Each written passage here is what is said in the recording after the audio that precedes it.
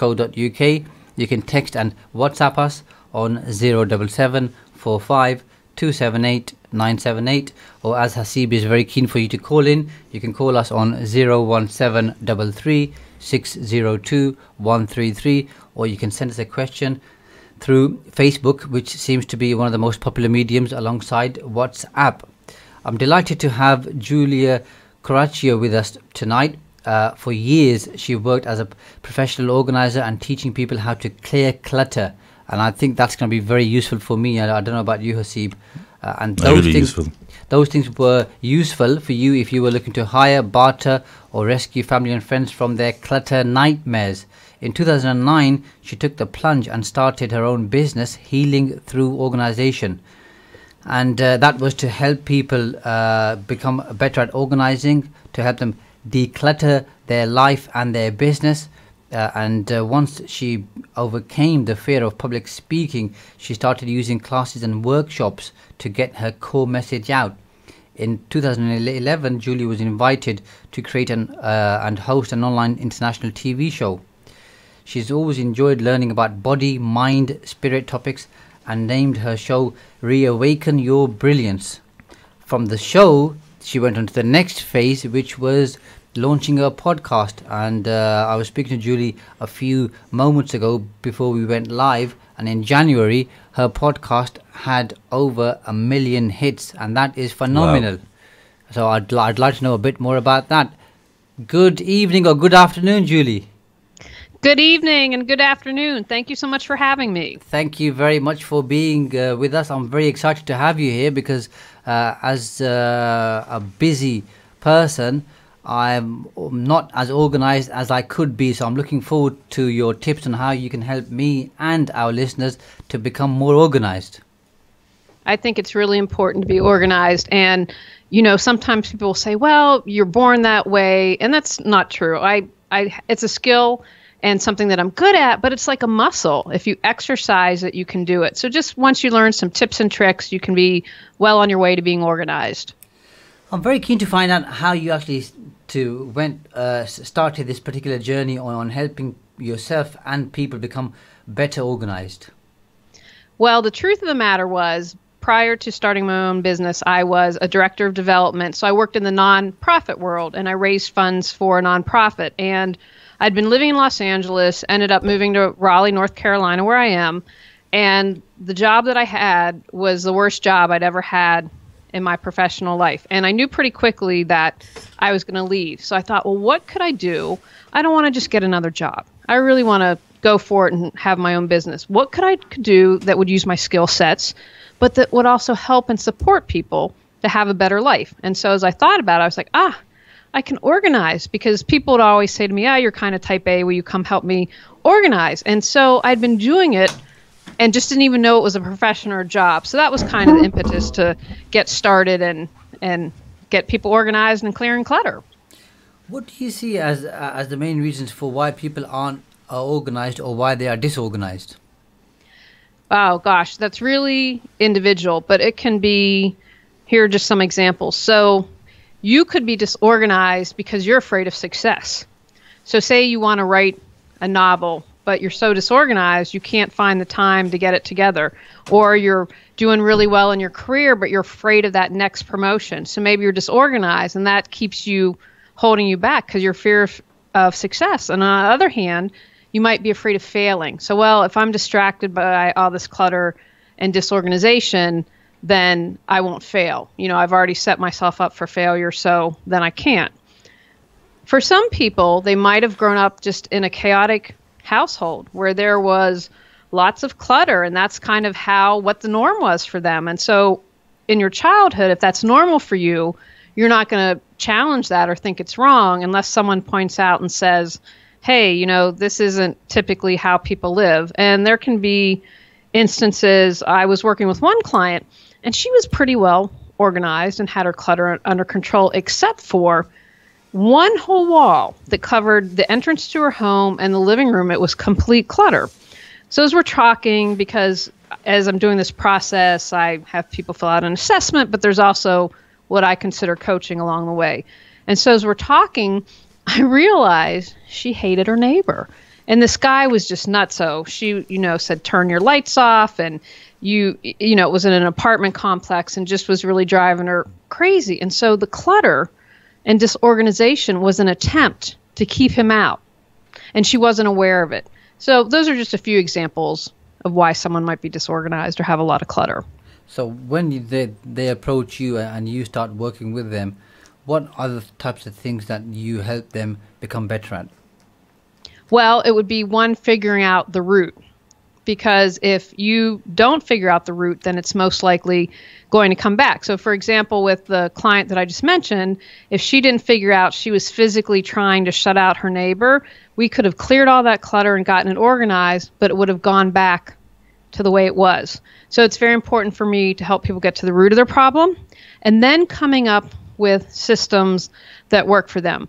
One of my frustrations is people will see, well, Martha Stewart does it, or hold it in your hand and asking if it brings you joy. That doesn't work for everyone. So it's really important to figure out what works best for the individual. What are they going to be able to maintain given their lifestyle? If you are someone that's traveling all the time, for example, then a really kind of rigid system is probably not going to work for you because you're not going to be around that much. So it's coming up with systems that are going to work best for your lifestyle and your personality and how you work well. For instance, I'm very visual, so I need things that are visual.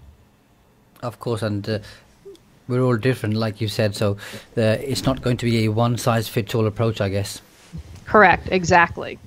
Perfect. Well, maybe a bit later on, we might do a live exercise where you can help my co-host Hasib declutter his life. Now, I know that'll be a job. That's going to be a big ask, but we might do that after the break. You mentioned you had a fear of public speaking, which is a very common fear lots of people have. How did you overcome that, Julie? It is. Well, you know what? It literally was step by step. And I'm so glad that you asked this question because I want people to realize, I always talk about what I call the Oprah moment. You get a car, you get a car, you get a car. It's not always about those big moments, but small steps lead to success. And so what happened for me is someone said, I'd like you to come speak to our sewing group. And they were great. It was the first time I ever did any speaking. And, I'm in the South and they're like, fix you a plate of food and come on and sit down. They didn't even want me to stand up and present. And I had note cards and they were so welcoming and took all the fear that I had and took all the anxiety I had away. That gave me the confidence. I literally, after I finished that talk, my friend had a store. She sold eco-friendly products. And I said, can I do a talk in your store? And so from there, I just built upon that. And now I love to speak and I get paid to speak. And if you would have said to me 10 years ago, I said, no way, I'm not getting up in front of people. So it was one, taking the small steps and realizing that fear is false evidence appearing real. I mean, what's the worst that could happen? Someone might laugh at me. Well, that's happened before. I might fall on my face. Well, that's happened before. But guess what? I survived all those.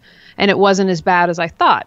And the other thing that I did was I would go to networking events. And this is a true story. I just started my business. And in a lot of these groups, you have 15, 20, 30 seconds to introduce yourself. And so I got up and said, I wasn't married at the time, and said, my name's Julie Seibert, and my business is Healing Through Organization. And I froze. And that's all I couldn't think of anything. And the women were so great. They were so encouraging. Well, tell us about your business and help me get through that. So then again, by practicing and doing it more, I built up the confidence and I realized, I have a skill for this. I can do this. And look at you now. There's no stopping you there, Julie. Not at all. Not at all. And that's what I want for you two and your listeners and viewers as well. And if somebody does have the fear of public speaking, are there some 2 or 3 quick wins that you can share with them in terms of things that they could be doing to help them gain a bit more courage, perhaps, or confidence? Sure. Practice in front of the mirror. And, before I even started public speaking, if I were going to have a difficult conversation, I would write out talking points because it would help me feel better. So we can practice 1, writing it out, 2, practicing in front of the mirror, and then 3, doing in front of family or friends, whoever is supportive. You want constructive feedback, but not criticism, people who are going to bust your dreams. You don't want that. People can say, hey, that was really good, but here's something you might want to try. And so then getting some feedback and then offering to speak, hey, I'll speak to your group for 15 minutes for free, and slowly building upon that. And what I've discovered is most people are in that boat with you. They want you to do better. Now, they're in the U.S., and I think there's worldwide is an organization called Toastmasters. Yep. So if that's something you're really interested in doing, that's a weekly structure set up for you that's really going to help you succeed. And did you join Toastmasters by any chance? I didn't. I think it would be a great group, but I have to tell you, a weekly commitment for me is hard. Absolutely, yeah. You're right. But Toastmasters is a fantastic organization, and you're right. They do teach you how to become a better speaker, and they are all over the world, and they do a fantastic job. You also do a lot of work with body, mind, and spirit. Tell us a bit more about that, Julie. Well, when I first started, so as you mentioned, my business was Healing Through Organization. It's now called Reawaken Your Brilliance. And so I've always been interested in that subject. And then a friend said, you know what, you should really do a show. And I met the producer and we hit it off. And he's like, come on, when are you going to get started? And I've always had an interest in that. And I thought, I want to interview people and learn more about different subjects. And because what I believe is there are many paths to wellness and to wholeness, and it's figuring out what works for you, because what works for me might not work for you. And so I just wanted to learn as much as I could. And what's so wonderful about it is I'm able to incorporate it when I work with clients. And the teachings and things that I've learned, for example, don't take anything personally. What others say and do is about them, and how you respond is about me. And that's something I wish I would have learned 20 years ago. But in those moments when I'm really upset or stressed out, I can say, okay, take a deep breath. What they did has zero to do with you. Bring it back to you. How can you improve? What is it, the wound that you need to heal? And focusing inward instead of focusing outward, because that's where I have control, and that's where I can create change in my life. And that must be a fantastic feeling, obviously, helping people go through that journey and helping them heal things from the past, I guess. Yes, absolutely. And so what's important too, and again, how I'm a little more different than most organizers, and I refer to myself as a life organizer, is because I'm not just looking at the physical clutter. So for example, homework, when I work with clients on a regular basis, they get homework in between. So it might be something like, say no to something you don't want to do this week. Do some type of self-care for yourself. And so because while we're working on the inner clutter, it helps affect the outer clutter, and vice versa. So if you're really stressed out and you do a little bit of decluttering in a room, that's going to help you find peace and help your emotional clutter. And then again, if you deal with, for example, if you're always living in the past and work on becoming more present, that's going to help you declutter your physical clutter. We will talk a bit more about being in the present rather than living in the past in a few moments. For now, I'll pass you over to my co-host, Hasib. Hi, Julie. How are you? Thank you for joining us. Hey, I'm great. How are you? I'm okay, thank you. Julie, what are the most common type of clutters that you come across that people have? Okay, so that's an interesting question. Well, there's, from a physical perspective, there's what I like to call your clutter kryptonite, right? We all know about Superman and kryptonite, and it brings him to his knees. And so that's kind of what I've used as a phrase. What is it that you tend to collect the most of or have the most of? Like for me, clutter kryptonite is beauty samples. You can get rid of a wrinkle. You can lose 10 pounds. Oh, let me try that. And I have to be very careful because I could have every beauty sample on the planet and then they'd all go bad and I have a bunch of junk in my bathroom. So one thing that I encourage people is to be aware. Where is it you tend to collect things? If you like turquoise sweaters, fantastic, but you need 10 of them. And so if you're organized, for example, like in your closet, you'd be able to say, wow, I do have 10 turquoise sweaters. I didn't realize that because it wasn't organized and I had so much clutter. But now that I've organized it, I can see how much I have, and then I can release what I'm not using. So I would say from a physical perspective, that's one. Mental clutter that a lot of people have that we touched on a moment ago. Most of us are living in either the past or in the future. We are not present. So, for example, I would say to your listeners and viewers, how many of you are listening to my words? How many are you listening to you as you ask questions?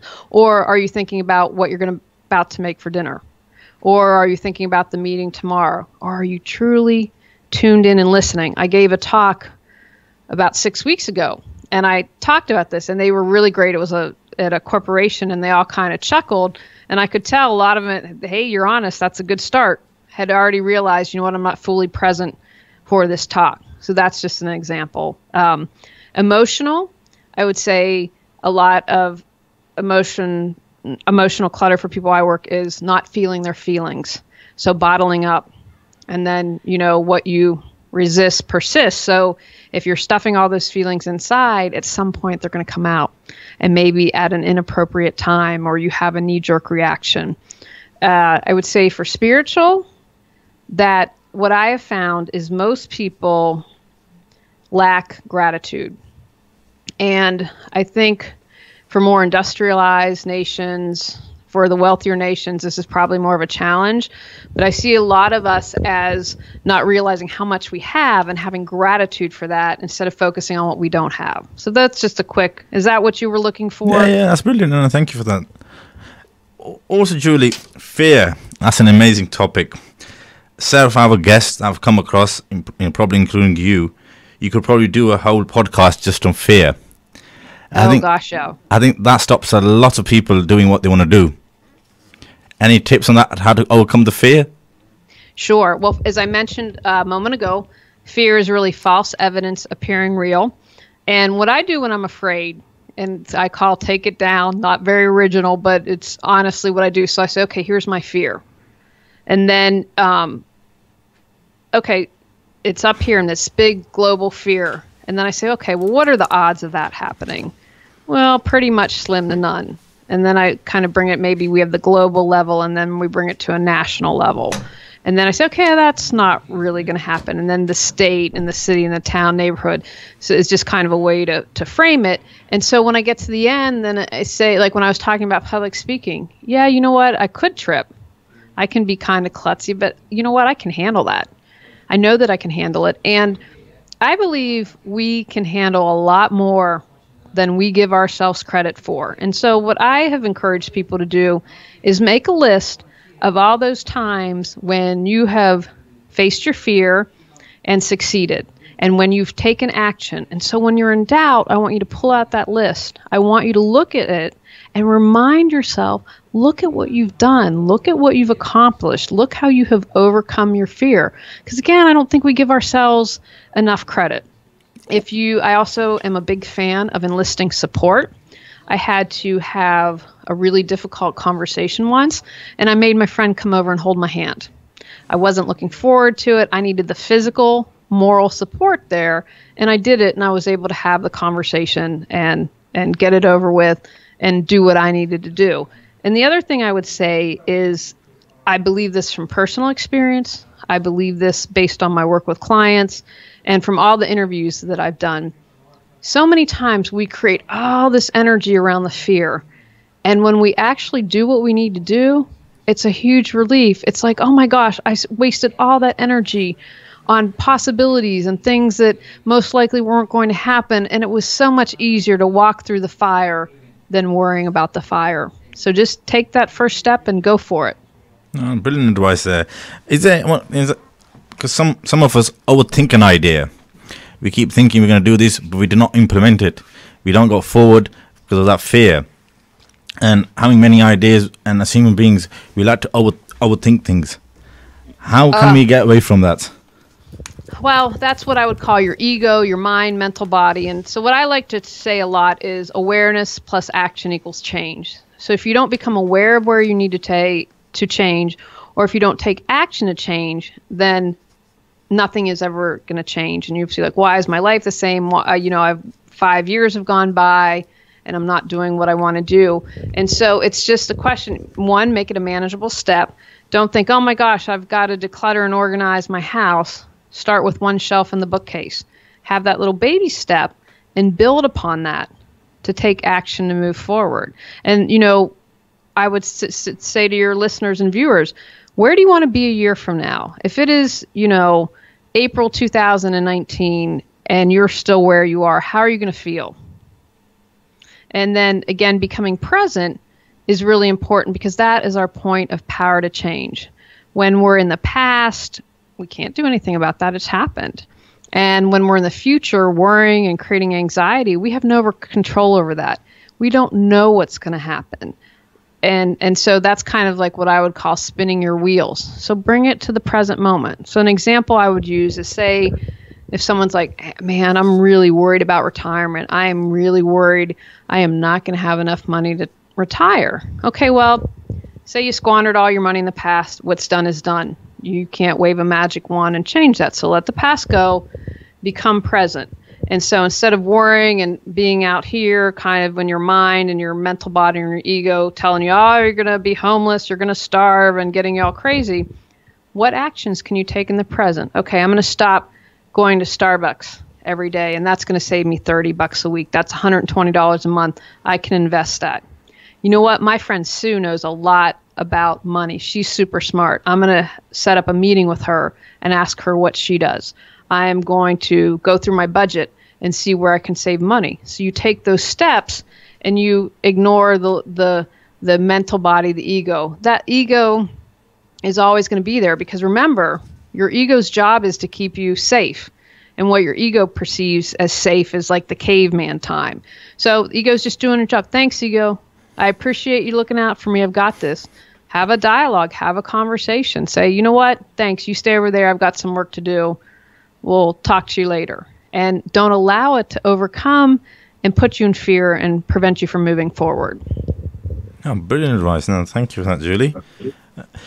Also, Julie, you're a coach yourself. What are the benefits of a coach and how best to utilize them? Great question. Well, one, it's accountability.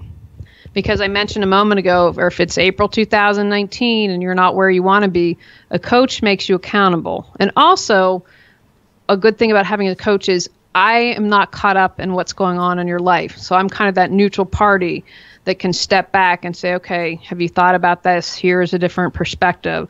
A coach is also going to give you homework and daily steps and action steps that you can take to achieve what you are working for. I work with a coach. I find it really beneficial because I need another person's perspective.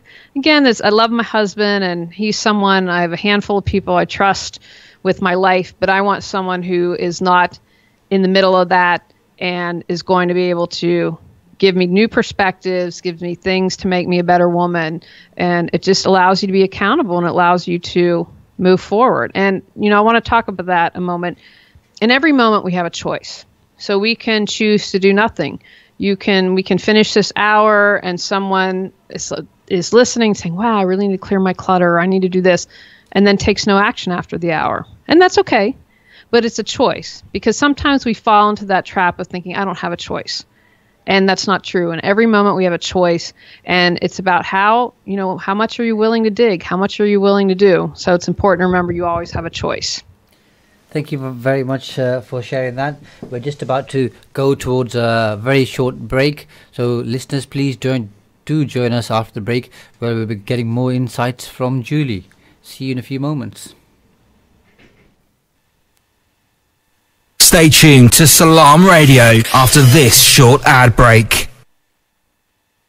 Sadly, millions of orphans living in the poorest countries lack the necessary support for a healthy childhood. These children have to endure lives of hardship without the basic necessities that will help them to grow, to learn, to live. Let's show them that we do care. Let's brighten up their future. Call 0161 225 0225 or visit humanappeal.org.uk.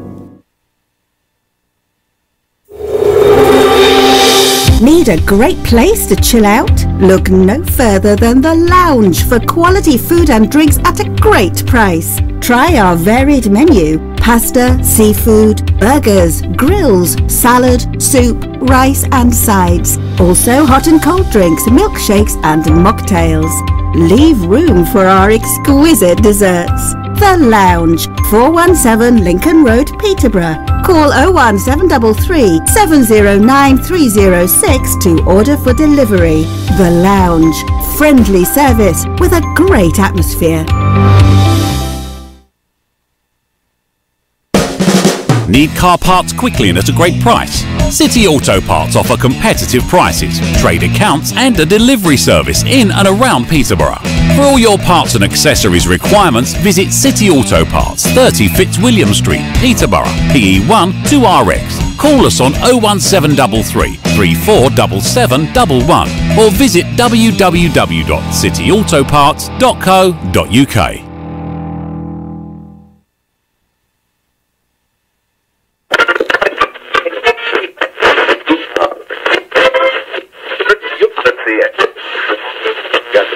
Hate crime is a serious matter. Hate crime is a serious matter. It is important to report all incidents to give the best chance of prevention. If you're a victim or witness of any hate crime or incident, you can report it easily online at peterborough.gov.uk/hate crime. It only takes around 10 minutes and there's no waiting in line. You can choose whether to give your name or a further statement to the police. Please report any incident of hate, whether a victim or witness. As always, for emergencies, please dial 999. For non-emergency, please dial 101. Hate crime. Together, we can stop it.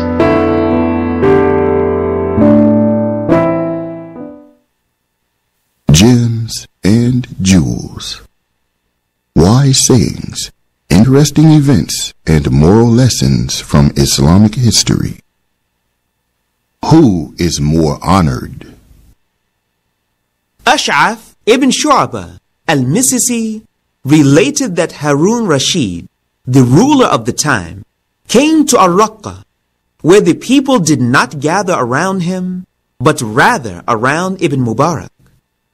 The enormous crowds caused dust to rise, and people would lose their sandals in the rush to gather around him. The wife of the ruler asked, "Who is that?" The people responded that he was a scholar from the people of Khorasan.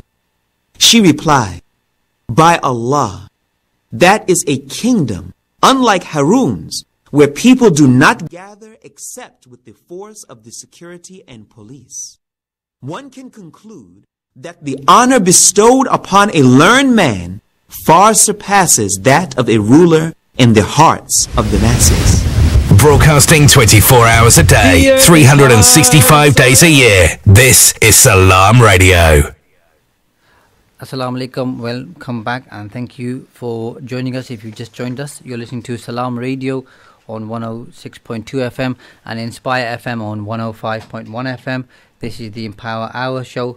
I'm your host Shaz Nawaz and I have with me my co-host Mohammed Hasib. The purpose of our show is to inspire, motivate and empower you to achieve bigger and better things in your life.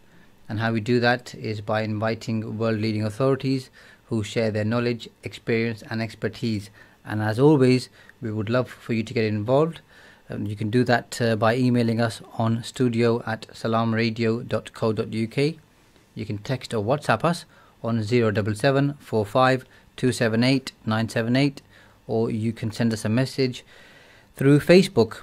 And our guest tonight is no exception in terms of being a world-leading authority. And we have Julie Coraccion with us. For years, she worked as a professional organizer where she was teaching people how to clear clutter from their lives. In 2009, she took the plunge and started her own business, Healing Through Organization. And her professional organizing skills and decluttering skills have enabled her to help many people all over the world. And she really gained a lot of traction once she overcame the fear of public speaking and she started running classes and workshops. And that led her to, in 2001, to create and host an online TV show, which has been very popular. And the kind of topics she covers on there are around body, mind and spirit. And the name of her program is Reawakening Your Brilliance. And what a fantastic name that is. That then led her to starting her own podcast, which is called Clearing the Clutter Inside and Out, which is in the top 20% of podcasts. And in fact, Julie was telling me earlier that she had 1 million podcast downloads in January, which is absolutely awesome. Welcome back, Julie. Thank you. Thank you for staying over the break, and thank you for sharing all the fantastic insights that you have done in the first half. And I'm sure the second half is going to be better than the first half, isn't it, Julie? Absolutely. Absolutely. That's the way we like to do it. You were talking about having the importance of having a coach and a mentor, and I'm keen to find out what kind of a difference that's made to you in your business and in your life. Oh, I don't know if I can even put into words what the difference is, because when I'm the best that I can be, when I clear my own clutter, when I'm the best woman I can be, that allows me to be the best for my clients. The more clear I am, the more I can see where they are challenged, and then I can support them in working through the challenges. I used to believe that life was very linear. You go from A to B. And in some ways and in some aspects, yes, that's true. But what I found in my life is more like a spiral now. I'm going to go up and do really well, and then I have those days when I'm human and less spiritual.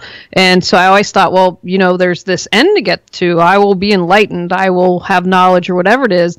And that's not the case. I'm always, hopefully, because it's a priority for me, I'm always going to be learning. I am always going to be bettering myself. And so having a mentor, having a coach, whatever relationship it is for someone, I think is vital.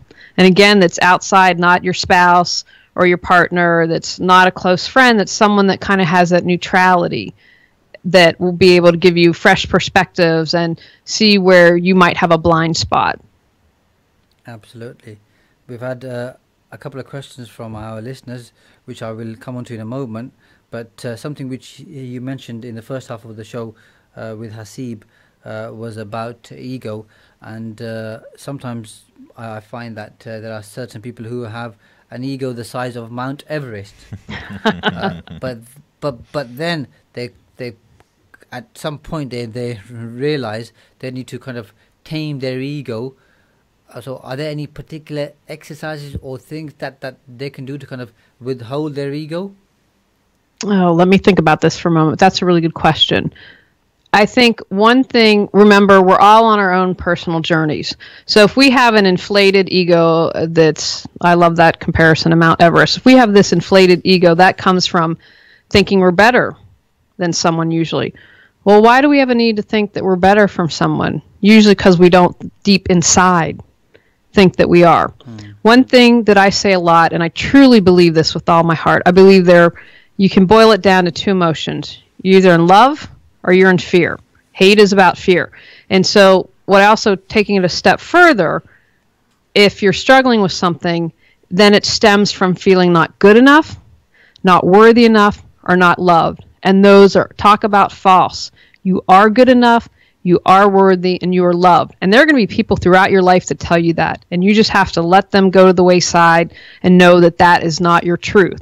And so if you have this inflated sense of ego, one way that you're going to be able to take steps to combat that is, what am I afraid of? Why do I ask yourself, dig deeper, look at don't sit in judgment, because when we are in judgment, we go down this whole other spiral, down this whole rabbit hole, and then we can get away from healing ourselves, because that's really the purpose here. How can I heal myself?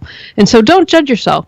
Wow, okay, I noticed I have a big ego. Good job, Julie. Way to be aware. Now I have to take action. Well, what can I do? Well, where does this big ego come? What am I afraid of? And so view yourself as an archaeologist or a researcher, and you're going on an excavation or a dig. What can you find? And then you see what's there and see what the layers are and what actions you can take. Wow, I really don't love myself. Well, gosh, how can I do this? Well, maybe I can talk to a therapist. Maybe I can talk to a coach. Maybe I can listen to a podcast or read a self-help book. So that's just one thing. Like, it's about you. So what is it about you that needs to change? And then, observe people who don't have a big ego, who are just kind, great people. How do they act? What are the actions they take? What are they doing? And then I always say to others, do for others. Get yourself out of your ego. Go volunteer where people are homeless. Go volunteer in an animal shelter.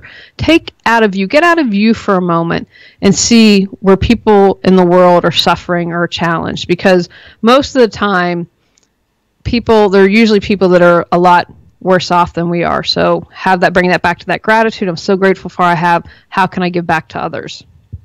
And you've mentioned something very important there about people having certain shortcomings or voids in their own life, and to overcome that, they use their ego to try and bridge the gap. But I guess that's very temporary, if anything at all. Oh, absolutely. It's like putting a Band-Aid on, a dam that's about to explode. That the Band-Aid's not going to hold back all that rushing water. Like I mentioned, what you resist persists. So it's going to come out in some way, shape, or form at some point.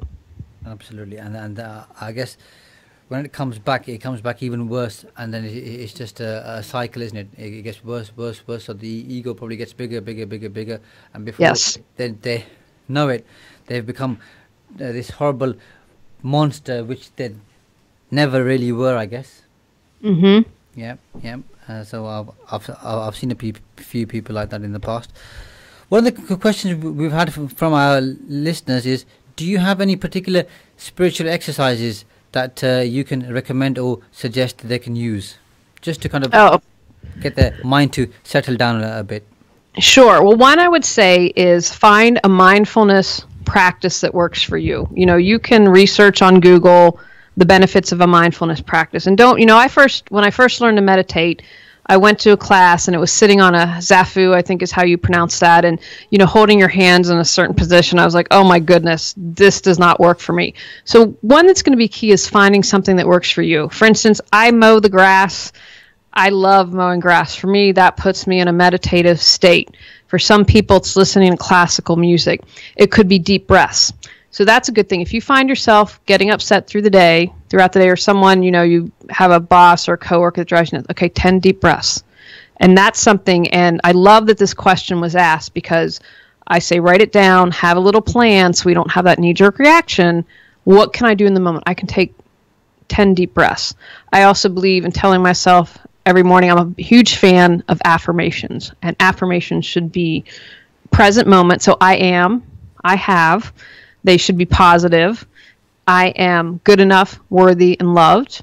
And they should just be really positive and really kind of pack a punch. It's just, you got it in that little sentences. Forgiveness is for me. It releases me and sets me free. That's one of my other affirmations that I do. I also, when people annoy me, and I'm human, I want everyone to know that. I share this journey. I'm on it with you. What I've been doing lately is visualizing the people that annoy me or have hurt me or whatever in a pink bubble of unconditional love. Okay, let's put them in that. And so then I'm just sending them unconditional love. And when everything's energy, whether you believe that from a physics perspective or you believe that from an energetic perspective. And so when I'm sending out unconditional love, that's going to shift the energy. So maybe if it's a boss that's always riding you and you start sending them unconditional love. We'll pick up more on that, Julie, just in a few moments after our call to prayer.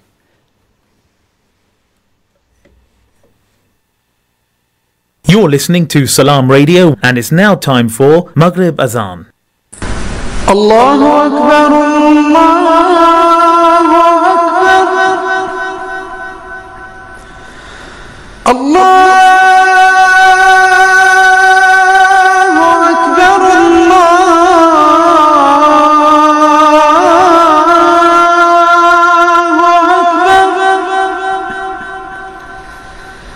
Ashhadu an la ilaha illallah,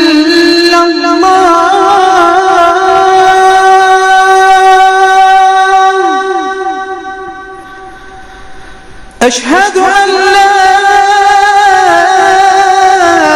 ilaha illallah,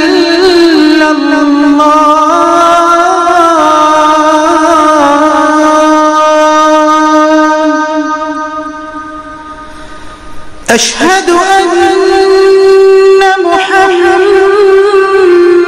Rasulullah.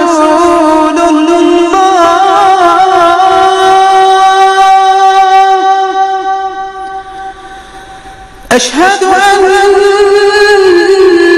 محمد رسول الله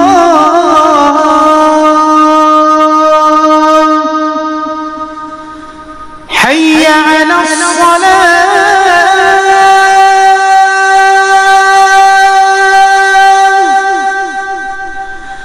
حي على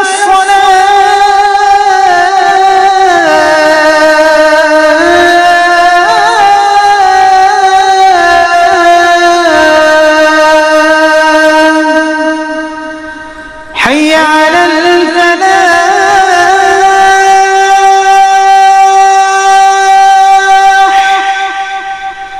حي على الفلاح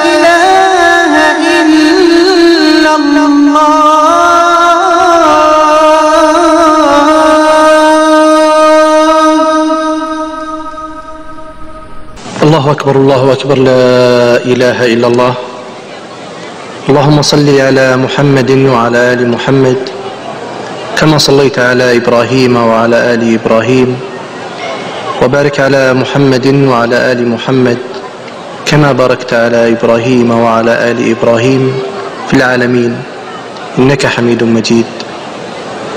اللهم رب هذه الدعوة التامة والصلاة القائمة آت محمدا الوسيلة والفضيلة وابعثه مقاما محمودا الذي وعدته. اللهم آتنا في الدنيا حسنة وفي الآخرة حسنة وقنا عذاب النار. اللهم بك نحيا وبك نموت وإليك المصير. رضينا بالله ربا وبالإسلام دينا وبمحمد صلى الله عليه وسلم نبيا ورسولا.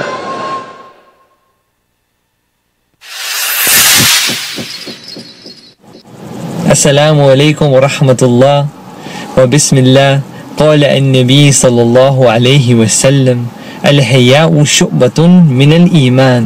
The modesty is a Peterborough's community radio station, Salaam Radio, 106.2 FM.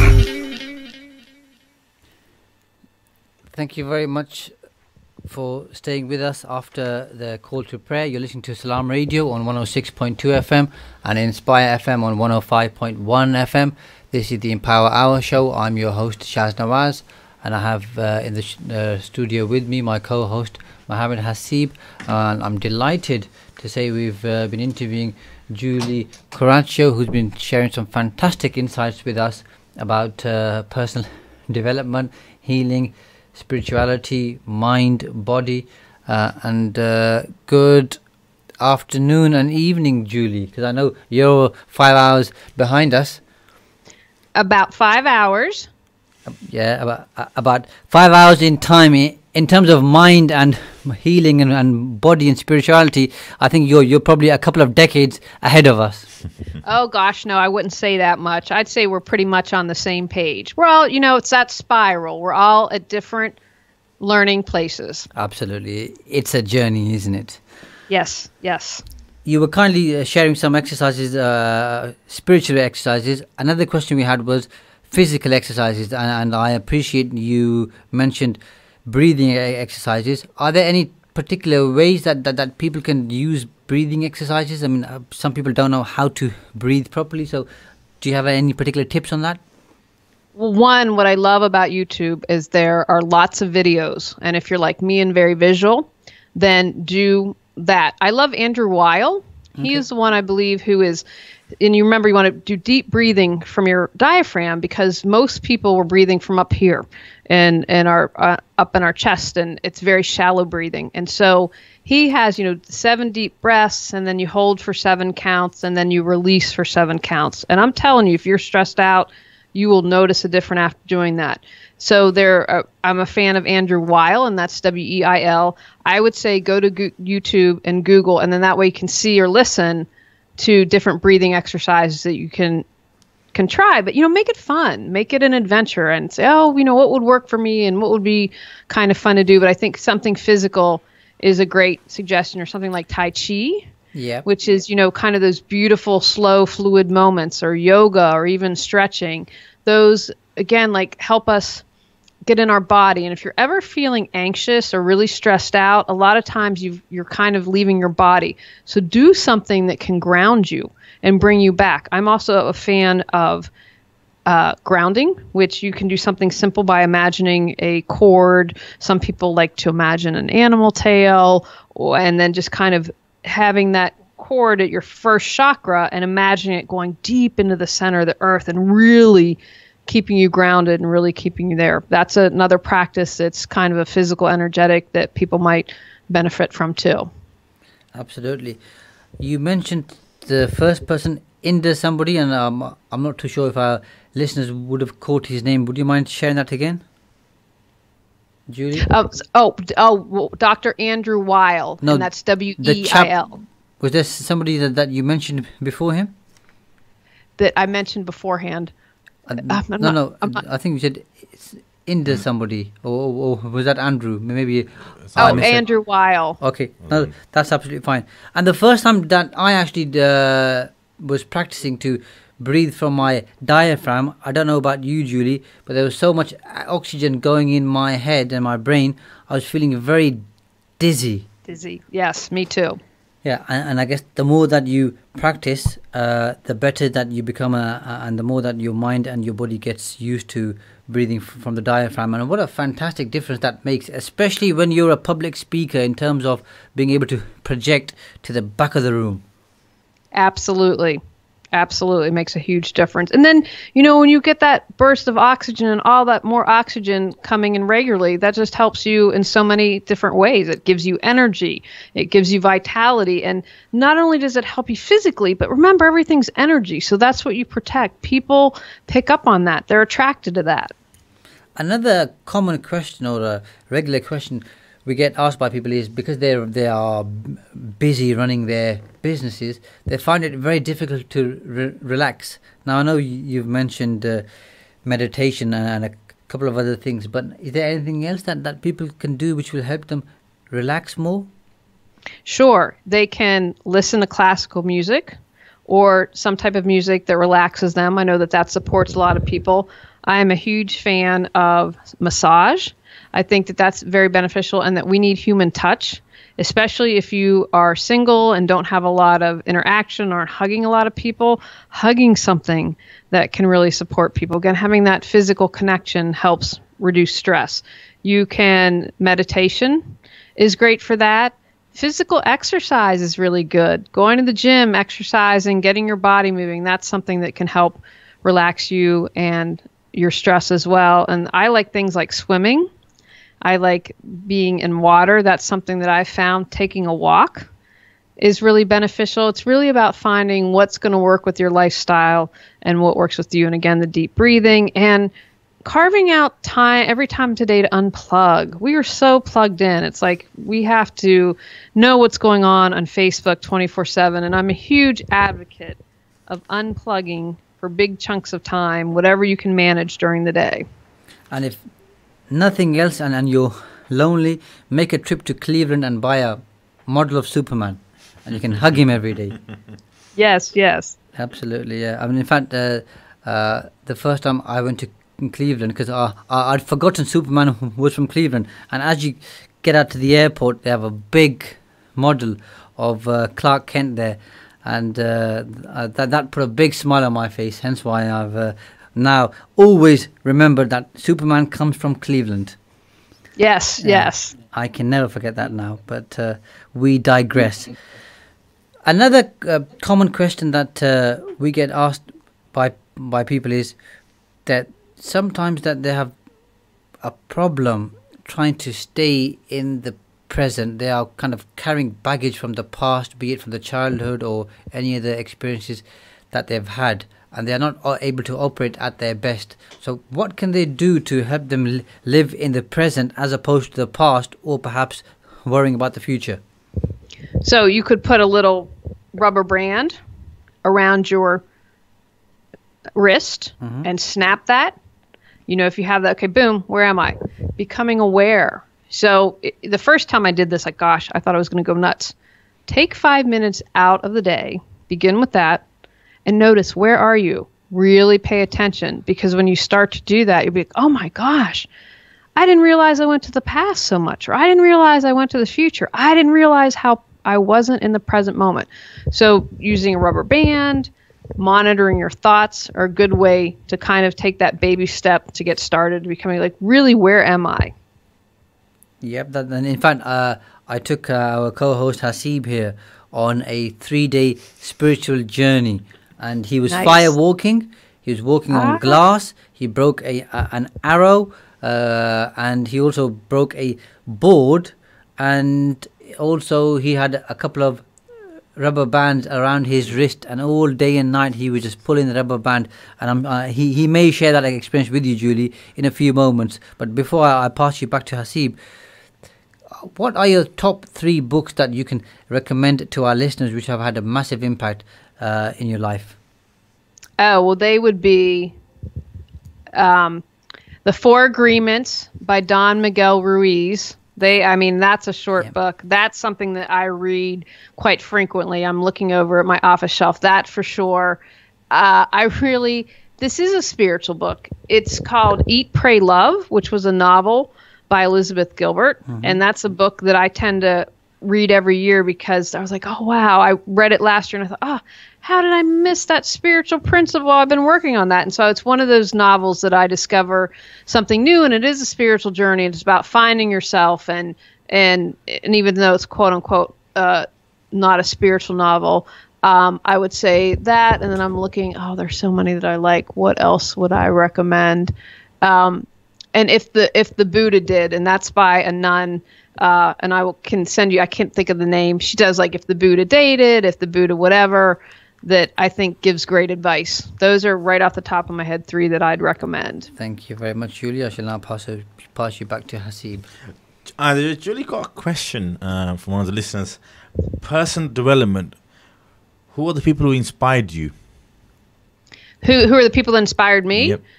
Okay, well, I would say my first personal development journey started when I was living in Los Angeles, and I did a program called the Clear Sight Clairvoyant Program. And even though you would read other people, it was really the start of my journey, because it was about stripping back layers and finding out more about myself. So my teacher, Judy Nelson, who Judy's still doing some teaching, the school's not open. Judy was a huge influence on me, because she was the kind of woman that I strive to be. And I just caught up with her a couple months ago. Judy was an influence. Lisa Transcendence Brown, if you go to my website, that's who I studied with for a couple years. She's now in Kauai doing really great stuff internationally. She's been a huge influence. I work with a guy named now Matt Andrews, who does something called light language. I'm afraid I'm going to have to cut you short there, Julie, because the hour has flown by. Thank you very much for being here and sharing so many insights. It's been absolutely amazing. I'm sure our listeners have learned lots, and they will take action. And listeners, we will look forward to joining you next week, same time, same place. Thank you very much for tuning in. Bye bye.